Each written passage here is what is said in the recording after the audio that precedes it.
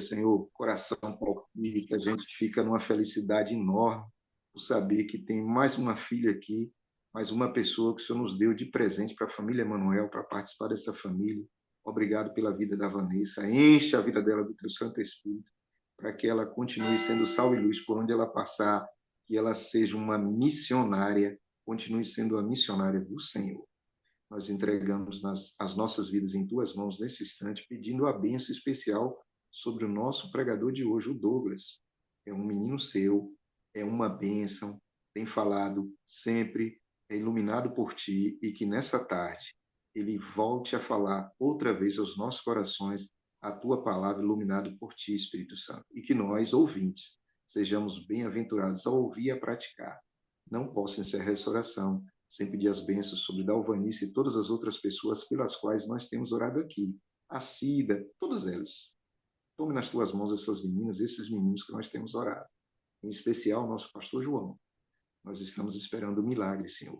Mas, em todos os pedidos que nós fazemos aqui, inclusive por João Pedro, que seja feita a tua vontade, assim na terra como no céu, o que nós pedimos. Tenha misericórdia de nós e nos abençoe. Em nome de Jesus. Amém, Senhor. Amém. Que Deus abençoe você.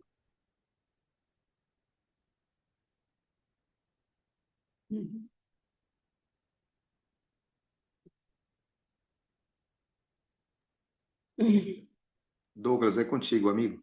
Boa tarde família, tudo bem? Uma alegria imensa estar com vocês aqui nessa tarde. É um privilégio falar da palavra de Deus. Estou muito contente. Estou vendo aqui a irmã Gina dar um tchauzinho aqui.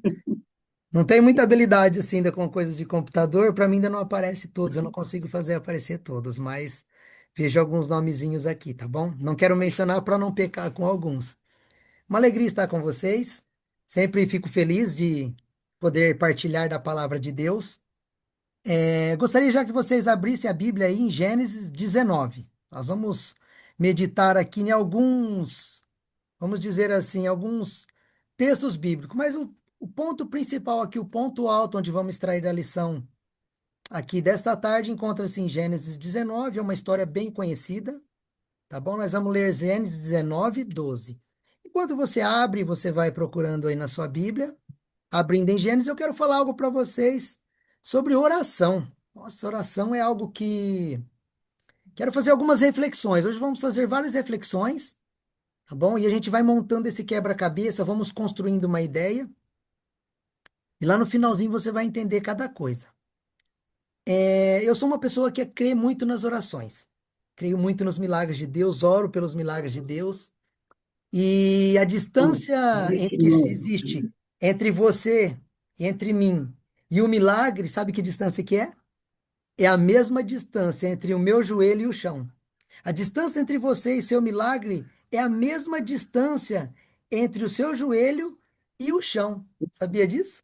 E se eu e você orarmos, milagres acontecerão. E eu cresci ouvindo assim: oração é a mão que move a mão de Deus. Você já ouviu isso? Já, Já ouviu isso, Ruth? já, Josefa? Não é verdade? Então, já. olha, é a mão que move a mão de Deus. Olha, então, quando eu trabalho, Douglas está trabalhando, as minhas mãos vão se movimentando, mas quando eu oro, é a mão de Deus que se movimenta por mim. Isso é forte, né? É a mão de Deus que vai se movimentar por mim e por você. A oração ela é poderosa. Mas sabe qual que é o nosso grande problema? A gente não entende muitas vezes a fonte do poder da oração. Ah, até porque, assim, o poder da oração, isso precisa ficar bem claro, assim, nas nossas mentes, tá bom? O poder da oração não está em quem ora. Olha lá, hein? Preste bem atenção. O poder da oração não está em quem ora. O poder da oração está em quem responde a oração. Sabe por quê? Porque quem ora é pequeno, mas quem responde é grande. Quem ora está aqui na terra também, mas quem responde está no céu. Quem ora peca, a pessoa que ora muitas vezes, talvez ela mente também.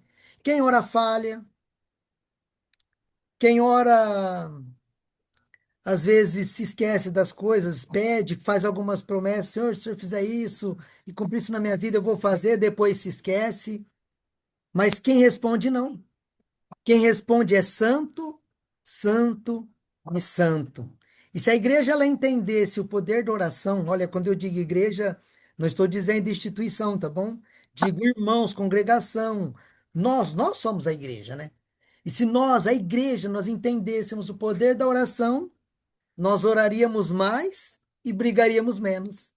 Não é verdade? Eu não sei se na sua igreja tem acontecido isso, mas se nós entendêssemos o poder que tem a oração, nós oraríamos mais e brigaríamos menos. E uma frase que me impactou muito quando eu li sobre isso é que a Rainha Elizabeth, eu não gosto de dar crédito, os meus créditos são sempre para a Bíblia. Mas eu quero fazer menção do que essa pessoa, o que o ser humano disse, porque apesar de uma rainha, ela era uma ser humana, essa mulher, né? E certa vez ela disse que ela tinha mais medo, olha só, mais medo de um crente de joelho do que de todo o exército britânico de pé. Olha o poder da oração. É magnífico, né? E nós vamos refletir então nessa tarde. Eu pedi para você abrir aí em é, Gênesis 19, né? E nós vamos ler a partir do verso 12. E nós vamos meditar na história da mulher de Ló. Então, antes da leitura da palavra, convido você a fechar os seus olhos novamente para meditarmos na palavra de Deus. Santo, santo, santo é o Senhor, ó Pai. Espírito Santo, neste momento, queremos te pedir a sua unção, ó Pai. Já foi orado aqui, essa reunião foi aberta e entregue nas suas mãos, para que o Senhor se mova aos corações, para que o Senhor dirija essa mensagem e que, se preciso for mudar até a minha voz, Espírito Santo, mude. Traduza cada palavra que ela possa chegar ao coração de cada um que está aqui nessa tarde. Porque foi o Senhor que marcou esse encontro, foi o Senhor que promoveu que essa mensagem fosse dada no dia de hoje para este público. Então pedimos, Espírito Santo, que adentre ao nosso coração agora. Sonda, esquadrinha o nosso coração, a nossa alma. Remova tudo aquilo que possa atrapalhar o seu agir. Se porventura existe ódio no nosso coração, arranque. Se porventura existe alguma mágoa, algum rancor, qualquer tipo de coisa, ó Pai, que possa atrapalhar o seu agir, ou essa mensagem de entrar ao nosso coração, em nome de Jesus, que seja removido, para que haja espaço, para que o Senhor trabalhe e fale profundamente a nossa alma, ao nosso coração. Com a mesma inspiração que inspirou os profetas, os escritores da Bíblia, agora vamos ler este livro santo, sagrado. E com essa mesma inspiração, inspira-nos nessa tarde. E por favor, Espírito Santo, fale conosco novamente.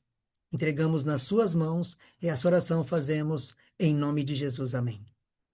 Gênesis 19, 12, né? Aqui a história eu quero só voltar um pouquinho, nós vamos ler a partir do verso 12. Estavam ali então Ló, né? A cidade ali de Sodoma e Gomorra já estava assim, já tinha sido o ápice da de pecado, a pecaminosidade da cidade estava tão grande, estava num grau tão elevado, e eu já posso dizer assim, está até parecendo com os dias de hoje, né? O estilo de vida das pessoas, as pessoas querendo ver longe de Deus. E ali os anjos vão visitar ali então a casa de Ló. Ló faz ali uma conversa assim com Deus, né? Fala assim: olha, Jesus, que você vai destruir mesmo? Conversa ali com Abraão, não com Ló, perdão. Abraão, mas você vai destruir lá? Mas Senhor, mas por amor a 50? O senhor, não, então por amor a 50 eu não destruiria. E aí ele não consegue achar 50. E vai abaixando. E ele vê: olha, não tem jeito, salva pelo menos lá meu sobrinho, né, e a família dele. E aí os anjos vão até lá para dar notícia ali para lá. E a cidade era tão pecadora que eles quiseram abusar ali daqueles anjos. Vamos ler aqui então, Gênesis 19, 12, o texto, a palavra santa, a palavra sagrada nos diz assim: então disseram aqueles homens a Ló: tens alguém mais aqui na cidade? Por quê? Eles estavam ali para fazer o resgate, para os tirar dali, porque a cidade seria destruída. E aí ele fez uma pergunta: tem mais alguém aqui? Teu genro e teus filhos e tuas filhas, e todos quantos tem nessa cidade, tira-os fora desse lugar, porque nós vamos destruir este lugar. porque o seu clamor tem aumentado diante da face do Senhor, e o Senhor nos enviou a destruí-lo. Então saiu Ló e falou a seus genros, aos que haviam de tomar as suas filhas, e disse: Levantai-vos, saí deste lugar, porque o Senhor há de destruir a cidade. Foi tido, porém, por zombador aos olhos de seus genros. E ao amanhecer, os anjos apertaram com Ló, dizendo: Levanta-te, toma a tua mulher e as tuas duas filhas, que aqui estão, para que não pereças na injustiça dessa cidade. Vou fazer uma pausa por aqui, porque eu quero abrir um parênteses para falar para você. Olha a situação. Ló tinha filhas. Quando os anjos chegam ali na casa, notem que as pessoas, ao quererem abusar dos anjos, Ló diz assim: Pega as minhas filhas, que eram virgens, as que moravam com Ló. Pegue as minhas filhas e tome-as, mas não toque neles. Os anjos fez com que eles ficassem cegos e não aconteceu. O que me chama a atenção é, mediante uma cidade que vivia o pecado, a impureza, a imoralidade sexual tomava conta, na casa de Ló, princípios eram ensinados para suas filhas que não se contaminaram com aquela cidade. Veja, e quando eu vou para a palavra de Deus, ela diz: ensina a criança no caminho em que deve andar. E uma hora eu vou fazer um sermão sobre esse, sobre ensinar no caminho e ensinar o caminho. É bem diferente ensinar no caminho e ensinar o caminho. Uma simples palavrinha muda tudo. Porque você ensinar no caminho é você caminhar com a pessoa, é você estar no caminho. E ensinar o caminho é você andar. Dizer, ande por aqui, vai por ali, isso é ensinar o caminho. É bem diferente, é bem profundo isso. E ali então eu vejo Ló cuidando das suas filhas e eram pessoas idôneas, pessoas que foram criadas na palavra. Então, aquela pecaminosidade da cidade não atingiu eles. Só que aí o texto me diz que existiam os genros e as outras filhas de Ló. Vai lá e fala para eles. E eles zombaram. E você, meu querido amigo e minha querida amiga, nessa tarde que me ouve, às vezes você vai pregar para alguma pessoa, vai falar do amor de Jesus e da volta de Jesus, e eles vão zombar de você. Vai zombar. E é muito perigoso porque, assim, na volta de Jesus, o tempo de graça e misericórdia é hoje. A volta de Jesus não é. Ele vai dizer: Eu pisei o lagar. Ele vem para pisar o lagar. Vamos continuar a leitura aqui, verso 16. Ele, porém, então, Ló, né? Porém, demorava-se e aqueles homens lhe pegaram pela mão. Olha que detalhe grandioso aqui. E os anjos pegam Ló pela mão e pela mão da sua mulher e pela mão das suas duas filhas. Preste bem atenção aqui. Pegou pela mão, olha, e sendo-lhe o Senhor misericordioso, e tiraram-no, e puseram-no fora da cidade. Verso 17. E aconteceu que, tirando-os fora, disse: Escapa-te por tua vida, não olhes para trás de ti, e não pares em toda esta campina, escapa lá para o monte, para que não pereças. E Ló disse-lhe: Ora, não, meu senhor. Eis que agora o teu servo tem achado graça aos teus olhos, e engrandeceste a tua misericórdia, que a mim me fizeste, para guardar a minha alma em vida. Mas eu não posso escapar no monte, para que porventura não me apanhe este mal e eu morra. Eis que agora aquela cidade ali, ó, está mais perto, ó, para fugir para lá. E é pequena. Ora, deixe-me escapar para lá. Não é pequena? Ele faz uma pergunta. Para que minha alma viva? E disse-lhe: Eis aqui, tenho-te aceitado também neste negócio, para não destruir aquela cidade de que falaste. Ou seja, aquela cidade que Ló pediu para escapar não foi destruída pela bênção, por Ló estar lá. E aí o anjo diz: Apressa-te, escapa-te para ali, porque nada poderei fazer enquanto não tiveres ali chegado. Ou seja, até você não estar no porto seguro, nada acontece. Por isso se chamou o nome da cidade de Zoar. Verso 23. Saiu o sol sobre a terra quando Ló entrou em Zoar. Então o Senhor fez chover enxofre e fogo do Senhor desde o céu sobre Sodoma e Gomorra. E destruiu aquelas cidades e toda aquela campina e todos os moradores daquelas cidades e o que nascia da terra. E a mulher de Ló olhou para trás e ficou convertida numa estátua de sal. E eu quero meditar com você agora. sobre a história da mulher de Ló e fazer paralelos com a igreja, com a nossa situação. E vou meditar em alguns personagens bíblicos e você vai encaixando esta situação. Tá bom? Nós vamos fazer algumas reflexões sobre personagens bíblicos. A mulher de Ló saiu do caminho da salvação? Não. Ela soltou a mão do anjo? Também não. Ela não solta a mão do anjo, ela estava no caminho do resgate, de mãos dadas ali com o anjo, podemos dizer assim, de mãos dadas com o anjo, mas ela olhou para trás e se transformou em uma estátua. E no que ela se transforma? Numa estátua de sal. Sabe Eliene, sabe Lia, Josefa, Luísa? O inimigo, o diabo, ele descobriu uma coisa. Ele não precisa tirar a gente da igreja. Ele não precisa te tirar do altar, Cleide.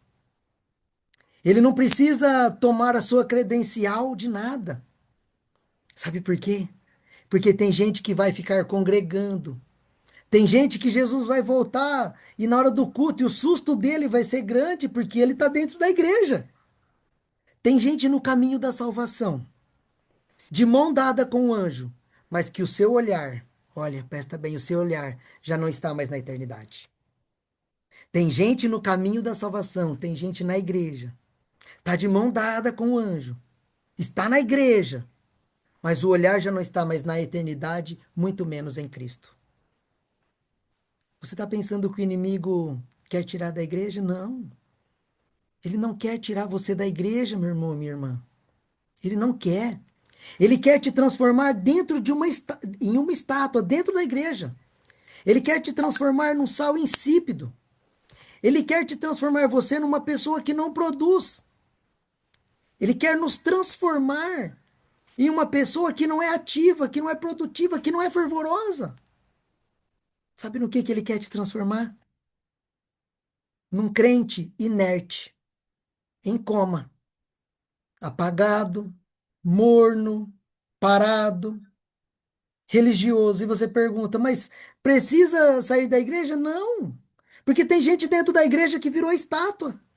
Tem gente dentro da igreja que não fala, não anda, não canta, não prega, não entrega dízimo, não sente alegria no espírito.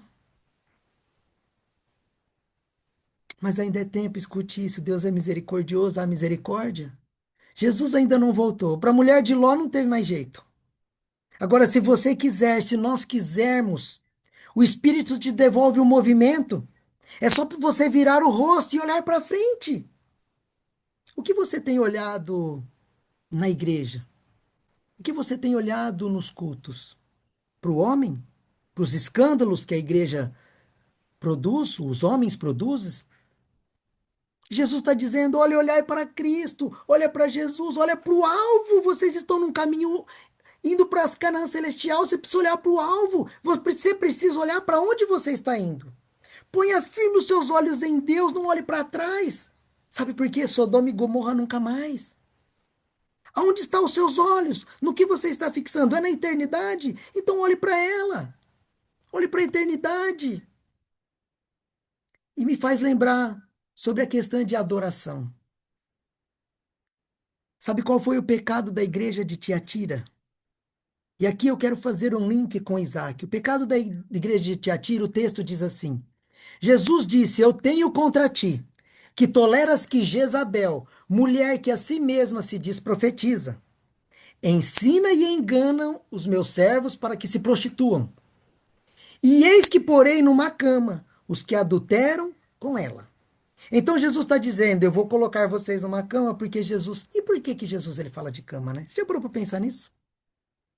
Porque cama fala de secreto. Jesus está falando do quê? Olha, Jesus está falando de prostituição. Quem se prostitui no secreto. Quem adultera, adultera no secreto. Quem fornica, fornica no secreto. E Jesus estava dizendo assim: olha, em público vocês pertencem a mim, mas no secreto, aqui dentro, vocês pertencem a Jezabel. Jesus estava dizendo: eu estou inconformado. Eu estou inconformado porque em público o altar é levantado em Yahvé. Vocês professam ser de Deus, mas no secreto o altar é levantado a Jezabel. Então Jesus está dizendo: eu não aceito ser, eu não quero ser que vocês me adorem só em público, eu quero que vocês me adorem no secreto também. Porque ele está buscando quem o adore em espírito e em verdade. Porque tem gente que professam, né, dizem que creem em Deus, mas isso só em público. Sabe? No público ali ele mostra isso, mas no secreto ele não pode nem sonhar em levar a Deus. Ele não pode nem imaginar de chamar a Deus para o seu secreto.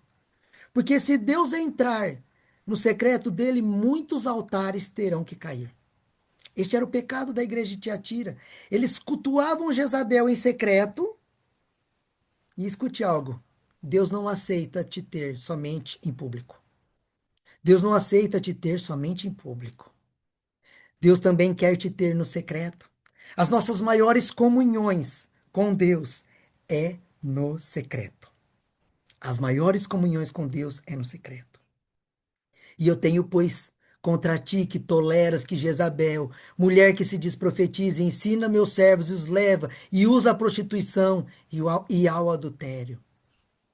Olha como isso é profundo. Isso me faz refletir. Deus rejeitou a vida de Caim antes de rejeitar a oferta dele. Você já parou para pensar nisso? O estilo de vida de Caim já havia sido rejeitado por Deus antes mesmo da oferta dele. Por que que Deus rejeita a oferta de Caim? Eu quero te dar um exemplo bíblico, de que quem entende que vida com Deus, preste bem atenção nisso, meu querido amigo e minha querida irmã. Vida com Deus vem antes de vida para Deus. Vou repetir. Vida com Deus vem antes de vida para Deus. A Bíblia diz que Isaac estava cavando poços. Só que aí ele chegava ali num lugar, no lugar que Deus lhe falou, é claro, né? E quando Isaac chegava no lugar que Deus lhe falava, a Bíblia diz que Isaac levantava um altar. Depois que Isaac levanta um altar, é que ele constrói uma tenda. Depois que Isaac levanta um altar, constrói uma tenda, é que ele cava o poço. Entende? É que Isaac ele entendeu que vida com Deus vem antes de vida para Deus. Isaac entende algo que é fenomenal se você entendesse essa tarde. Se a gente entendesse isso também, isso mudaria toda a nossa percepção em relação ao culto. Porque às vezes a gente acha que a vida com Deus no culto é suficiente. Como assim? Porque Deus, olha, está super feliz com o nosso sábado lá, 2, 3 horinhas de culto na igreja. Deus não quer isso, irmão. Sabe por quê? 2, 3 horinhas que vamos no domingo, na quarta. Ele não quer isso de você, irmão. Sabe por quê? Porque o seu domingo, a sua segunda-feira, terça, quarta, quinta, sexta, ela precisa ser tão espiritual quanto os cultos de sábado, quanto os cultos de domingo. Porque a minha semana, o meu trabalho, ele precisa ser tão espiritual quanto os meus dias e os meus cultos dentro da igreja. Então, primeiro Isaac se preocupa com a presença de Deus, para depois se preocupar com o seu conforto. E olha, nós estamos preocupados mais com o conforto do que com a presença de Deus.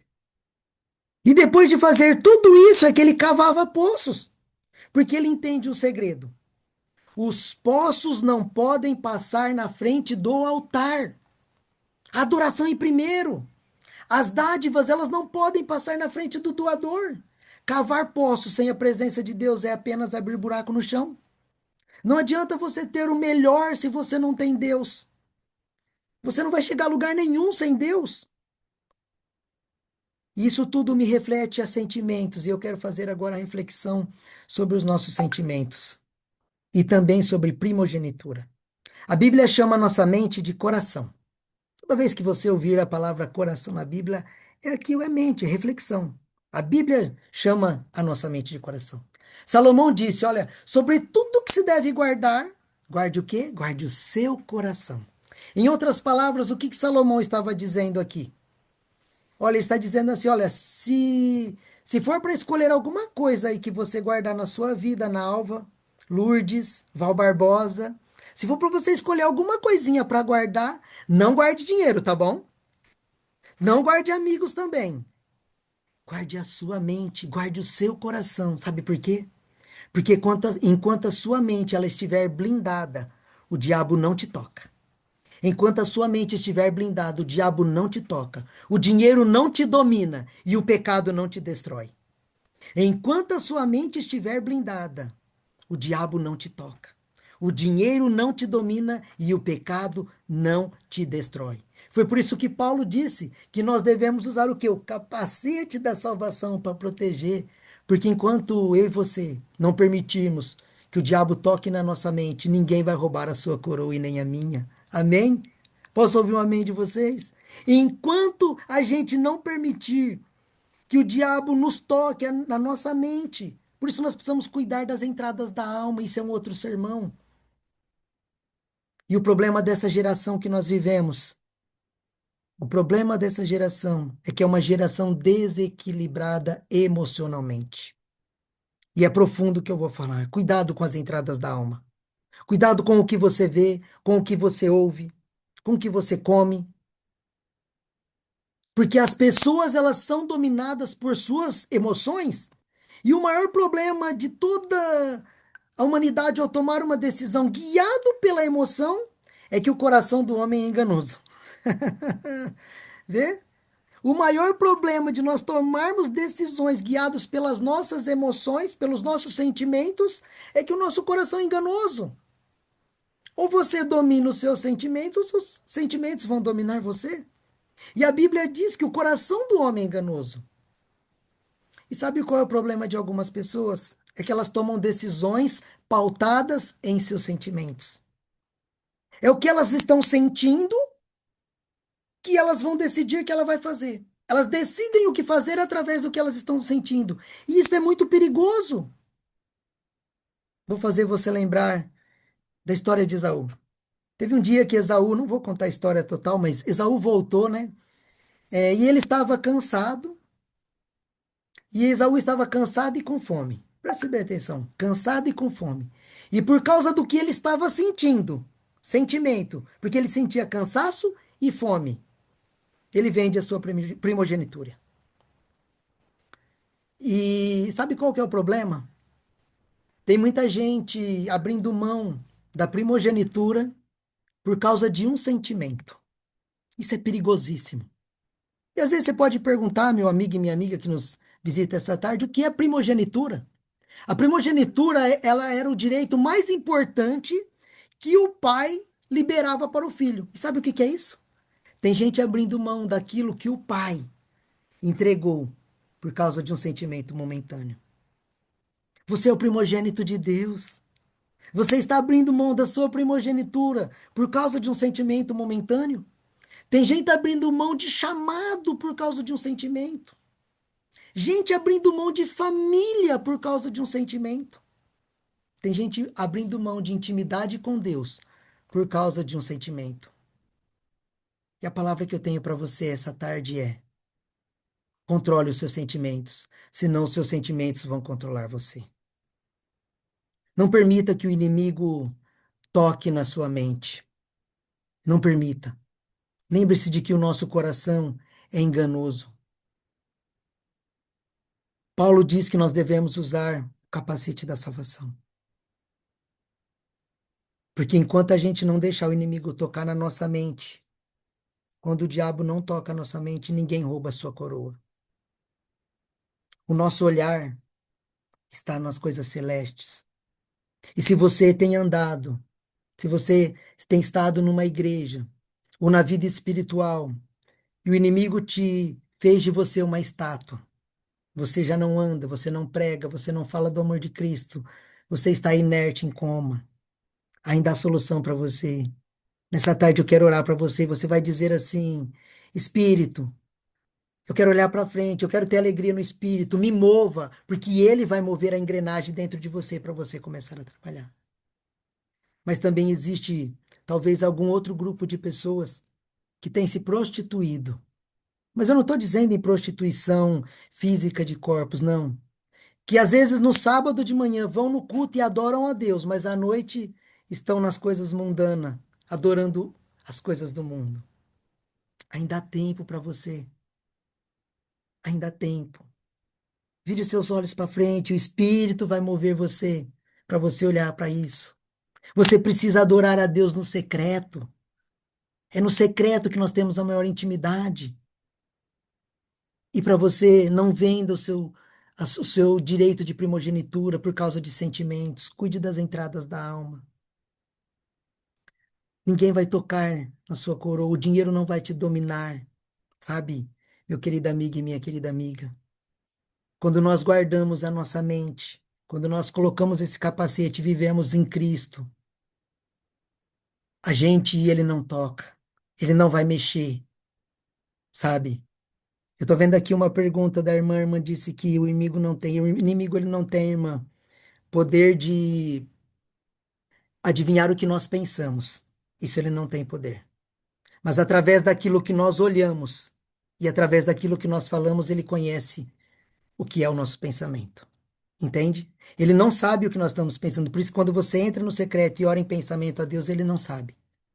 Mas as entradas da alma que eu digo, quando vestir esse capacete, é não permitir que o inimigo entre através de músicas, através daquilo que vemos. Tem muita gente vendo pornografias, isso leva, afasta dos caminhos de Deus. Músicas que não te elevam e não te aproximam de Deus são as entradas da alma. E você permite que o inimigo entre e faça isso daí de você. Então não permita, blinde a sua mente. E aí o diabo não vai te tocar, o dinheiro não vai dominar as pessoas, que muitos são dominados pelo dinheiro, e o pecado tem destruído, então ele não vai destruir. E se você, nessa tarde, quer viver uma vida com Deus, olhando para o propósito, continuar de mão dada com o anjo no caminho da salvação, de mão dada com o Espírito Santo que te guia em toda a verdade, justiça e juízo. Se você quer esse estilo de vida para você, manifeste com sua mãozinha aí, porque eu quero orar por você. Eu sempre vou fazer apelos de manifestações, irmãos. Não sinta vergonha de levantar sua mão, de ficar de pé. Quando eu estou numa igreja pregando, eu sempre faço esses apelos, sabe por quê? Porque para pecar nós não temos vergonha. Mas quando é para nos entregarmos a Cristo, nos arrependermos, nós falamos, ah, mas ele sabe, eu orei no secreto, eu já disse, eu pedi perdão. Para pecar, pecamos em público. Mas para nos entregar, nós não queremos que o público veja a nossa entrega. O nosso arrependimento não é feio, irmãos, nos aquebrantarmos perante Cristo. Se num apelo na igreja, você se sentir tocado pelo Espírito Santo, não levante por levantar, levante se você for tocado pelo Espírito Santo mesmo. Se você quer, se aquebrante, porque agora, neste momento, os céus param para olhar. A família, Emanuel, não é só a sala, Emanuel, porque isso é uma família. As pessoas tomando decisões, uns dizendo: Senhor, eu estava vivendo nessa prostituição, eu cultuava, cedo eu te adorava na igreja, aí de tarde era o culto a Jezabel. As coisas mundanas, não, Senhor, eu quero te adorar em todo o tempo, de segunda, quero que a minha espiritualidade seja a mesma, do sábado, domingo, segunda, terça, quarta, todos os dias, Senhor. Senhor, blinde a minha mente, cuida do meu coração. Senhor, eu não quero cavar poços, colocar as coisas em primeiro, não. Primeiro é o altar, a adoração, depois é cavar poços, porque cavar poços sem a presença de Deus é apenas abrir buracos. Senhor, eu entendi que eu preciso que o Senhor seja o centro da minha vida, o primeiro e único. É isso que você fez. E com esse manifestar os céus olham. E eu não sei em qual desses aspectos você foi tocado e qual é a sua decisão. Aquilo que o Senhor precisa mover, transformar na sua vida. Se é te dar forças para continuar no caminho, ou se é para mover você de algo que você estava parado. De algo que você precisa reavivar na sua vida e o Espírito vai fazer. E eu convido você a fechar os seus olhos nesse momento para orar comigo. Pai eterno, muito obrigado, Senhor, pela sua palavra. Obrigado, primeiramente, Deus, o Pai, que envia Jesus Cristo no plano da redenção, que vem a esse mundo e toma um lugar que era para ser meu, aquela cruz era para ser minha. Senhor.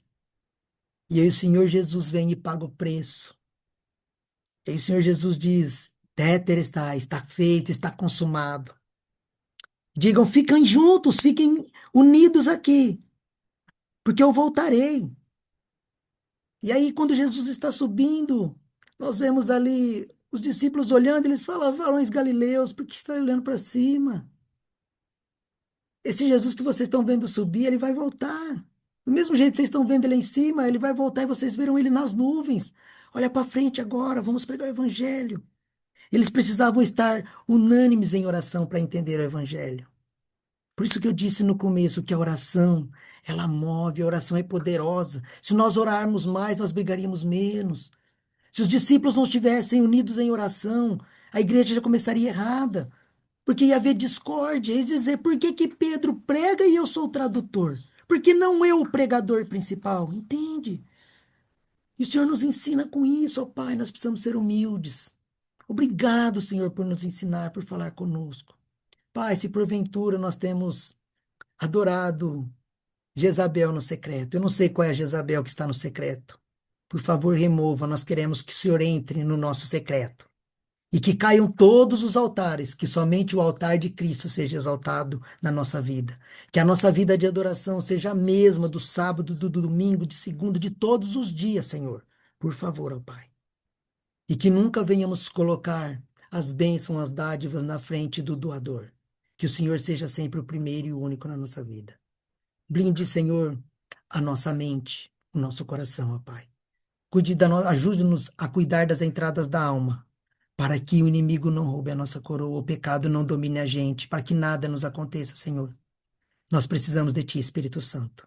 E nessa tarde, pessoas tomaram decisões, e eu não sei quais, mas as decisões são ao Teu lado.